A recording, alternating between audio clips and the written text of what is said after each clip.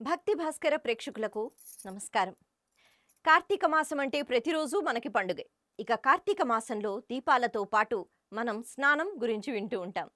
అయితే స్నానం అనేటప్పటికి ప్రతిరోజు చేస్తాంగా, 365 రోజులు. ఇంకా చెప్పాలి అంటే ఒక్కొక్కసారి 2 సార్లు, 3 సార్లు. మరి ఇలా స్నానం గురించి ముఖ్యంగా కార్తీక పురాణంలో అయినా లేకపోతే ఎక్కడైనా కార్తీక స్నానం అని వింటూ ఉంటాం. ఏంటి కార్తీక స్నానం? మనం ఇంట్లో స్నానం చేస్తున్నాం కదా! అదే కార్తీక స్నానమా? కాదు. అయితే కార్తీక స్నానం అన్నది దీనికి ఎందుకు ఇంత ప్రత్యేకత ఉంది? ముఖ్యంగా సముద్ర స్నానాలు చెయ్యాలని, నదీ స్నానాలు చెయ్యాలని మనకి శాస్త్రం చెప్తోంది అంటారు. అందుకే కార్తీక మాసం అంతా కూడా అంటే ఒకవేళ మనం ఉన్న ఊరి దగ్గర నదులు, చెరువులు ఏమీ లేకపోతే అప్పుడు మనం ఎక్కడికైనా ఈ 30 రోజుల్లో ఒక్కసారైనా ఒక నదీ ప్రదేశానికి వెళ్ళి అక్కడ 3 సార్లు చక్కగా మునక వేసి రావాలి అని అంటూ ఉంటారు. ఇలా ఎందుకు చెప్పారు? ఇది కూడా మళ్ళీ మన ఆరోగ్యానికి సంబంధించి ఒక అద్భుతమైన సూత్రము అని చెప్పుకోవచ్చు. ఆశ్వయుజ మాసంలో చంద్ర కిరణాలు ఏవైతే ఉన్నాయో, లేకపోతే చంద్రబింబం ఏదైతే ఉంటుందో, అంటే చంద్రుడు ఎవడైతే ఉంటాడో, ఆ చంద్రుణ్ణి పరిణిత చంద్రుడు అని అంటారు. ఆశ్వయుజ మాసంలో వచ్చే పౌర్ణమి రోజు చంద్రుడు చక్కగా నిండుగా కనిపిస్తాడు కదా! అలాంటి చంద్రుని నుంచి వచ్చే కిరణాలు ఏవైతే ఉంటాయో, చంద్ర కిరణాలు, వాటికి చాలా శక్తి ఉంటుంది అని అంటారు. అయితే ఇప్పుడు ఆశ్వయుజ మాసం కాదు కదా! ఆశ్వయుజ మాసం వెళ్ళిపోయిన తరువాత వచ్చిన మాసం కార్తీక మాసం. ఈ ఆశ్వయుజ మాసంలో పౌర్ణమి తిథి, ఆ తిథిలో అలాగే ఆశ్వయుజ మాసం అంతా కూడా చంద్రుడు, చంద్ర కిరణాలు ఏవైతే ఉన్నాయో వీటిలో అమృత శక్తి మరింతగా ఉంటుంది అని అంటారు. అంటే నేరుగా మనం రాత్రంతా నించుని అలాగా ఆ కిరణాలను మనం స్వీకరించేటట్టుగా ఉండదుగా, మనం రాత్రుళ్ళు పడుకుంటాం. అయితే ఈ చంద్ర కిరణాల వల్ల ఔషధీ తత్వాలు ఇవి దేనికి పనికొస్తున్నాయి అంటే అమృతం అంటే దేంతో సమానం? మనకి ఔషధి మొక్కలు ఏవైతే ఉంటాయో ఆయుర్వేదానికి సంబంధించినవి, ఆ ఔషధి మొక్కలకి ఈ చంద్ర కిరణాల వల్ల మరింత శక్తి వస్తుందట. అవి చక్కగా ఔషధి గుణాలు కలిగి ఉంటున్నాయి అంటే కారణం చంద్ర కిరణాల యొక్క శక్తి. ఏ రకంగా అయితే జీవ చైతన్యానికి, అలాగే మనం వింటూ ఉంటాం కదా, ఆ, చెట్లు బాగా ఉండాలన్నా, అంటే పువ్వులు పుయ్యాలన్నా, మొక్కలు బాగా ఉండాలన్నా కూడా సూర్యరశ్మి చాలా అవసరం. అలాగే మనం కూడా చాలా ఉత్సాహంగా పని చేయాలంటే సూర్యుడు లేనిదే మన మనుగడ అన్నది లేదు. ప్రతి జీవికి సూర్యకిరణాలు అవసరం. అలాగే చంద్రకిరణాలు అన్నవి ఏ రకంగా అవసరం అంటే ఔషధీ గుణాలు ఈ చంద్రకిరణాలు నింపుతాయట ఔషధి మొక్కలలో. అలాగే ప్రతి ఒక్క మొక్కకి ఒక శక్తి అన్నది ఉంటుంది కదా, ఆ శక్తి చంద్ర కిరణాల వల్ల వస్తూ ఉంటుంది అంటారు. ఎక్కువగా ఆయుర్వేదంలో మనం ఉపయోగించే మందులు, ఔషధులు ఏవైతే ఉంటాయో వాటికి సంబంధించి చంద్రకిరణాలు ప్రత్యేకమైన పాత్రను వహిస్తూ ఉంటాయి. అటువంటి చంద్రకిరణాలు ఆ స్వీజ మాసం నుంచే కూడా శక్తిని పుంజుకుంటాయి, మరింత విశేషంగా ఉంటాయి. అంతేకాకుండా అమ్మవారిని ప్రకృతి స్వరూపిణి అని అంటూ ఉంటారు కదా, అమ్మవారు ఎప్పుడు ప్రకృతిలోనే ఉంటూ ఉంటారు, ప్రతి ఒక్క కదలికలో మాత్రమే కాదు ప్రకృతిలో. అలా కార్తీక మాసం వచ్చేటప్పటికి అమ్మవారు నువ్వుల నూనెలో కూడా ప్రవేశిస్తారు అంటారు. అందుకే అమావాస్య తిథి రోజు అంటే దీపావళి రోజు ఖచ్చితంగా తలకు నూనె రాసుకుని, ఒంటికి నూనె రాసుకుని స్నానం చెయ్యాలంటారు. కారణం ఏమిటి అంటే అమ్మవారు నూనెలో ప్రవేశిస్తారు. అలా నూనె రాసుకుని మనం స్నానం చేసినట్లయితే అలక్ష్మి వెళ్ళిపోయి లక్ష్మీదేవి వస్తుంది అంటారు. అంటే ఇవన్నీ కూడా మన ఆరోగ్యానికి చాలా మంచిది. వీటి గురించి ఈ రకంగా చెప్పారనమాట. అయితే ఇలా జలంలో కూడా అమ్మవారు ప్రవేశిస్తారు అన్నది ఒక మాట, అలాగే నూనెలో కూడా ప్రవేశిస్తారు అన్నది ఒక మాట. అమ్మవారు ఎక్కడ లేరు, అంతటా ఉన్నారుగా. అందుకే చర్ణ కిరణాలలో కూడా అమ్మవారు పూర్తిగా నిండి ఉంటారట. కాబట్టి ఈ మాసంలో అంటే ఆశ్వీజ మాసంలో అలాగే కార్తీక మాసంలో చంద్ర కిరణాలకు విశేషమైన శక్తి ఉంటుంది.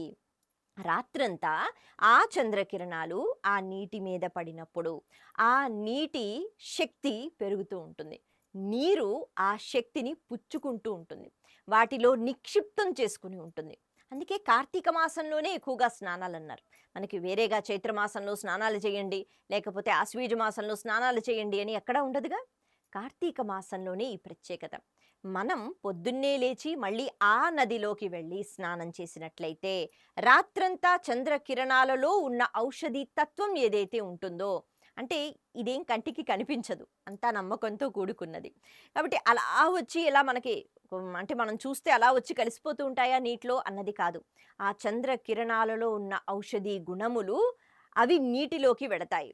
నదులు అందుకే నదీ స్నానాలన్నారు. ఇంట్లో ఎలాగో స్నానం చేస్తాం. కానీ ఆ స్నానానికి కార్తీక స్నానం అని అనరు.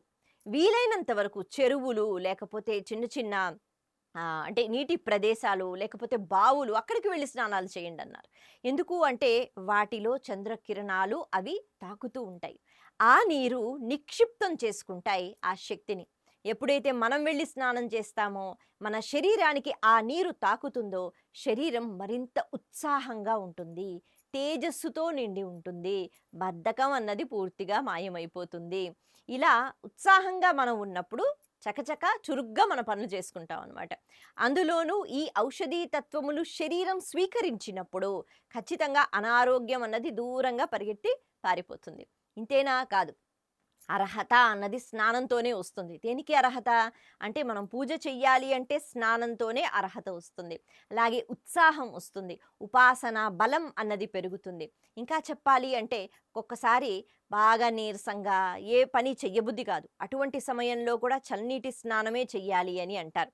అంటే ఎప్పుడైనా ఆరోగ్యం మరీ బాగా లేకపోతే పెద్దవాళ్ళు ఎవరైతే ఉంటారో వాళ్ళు చెయ్యలేకపోతే వేడి నీళ్ళు చెయ్యవచ్చు. కానీ ఎక్కువగా చల్లనీళ్ళే స్నానం చెయ్యాలి అంటారు. ఎందుకు అంటే చల్లనీళ్ళు స్నానం చేస్తే దానికున్న ఔషధి తత్వం పూర్తిగా వేరనమాట. ఈ రకంగా కార్తీక మాసంలోనే ఈ స్నానాలు అన్నవి మనకి కనిపించాయి. కాబట్టి వీలైనంత మటుకు అంటే మన ఊరికి సంబంధించి ఒకవేళ అక్కడ నదులు ఉన్నా, చిన్న చిన్న చెరువులు ఉన్నా, ప్రతిరోజు మనకి కుదిరినా, కుదరకపోయినా అప్పుడప్పుడైనా వెళ్ళి అలా ఒక మునక వేసి వస్తే ఖచ్చితంగా మన ఆరోగ్యం ఎంతగానో మెరుగుపడుతుంది. ఎందుకంటే ప్రకృతి ఇచ్చిన సంపదతోనే మనం బ్రతుకుతున్నాం. ప్రకృతి లేకపోతే, ప్రకృతిలో శక్తి లేకపోతే ఏం తింటాం? ఏం పీల్చుకుంటాం కదా! అటువంటి ఏర్పాట్లన్నీ కూడా మనకి అమ్మవారు ప్రకృతి స్వరూపిణిగా ఆవిడ అన్నీ చేసేశారు. ఈ మాసంలో చలి బాగా ఉంటుంది. కాబట్టి వాతావరణంలో ఉన్న మార్పు వల్ల అనారోగ్యం ఉంటుంది.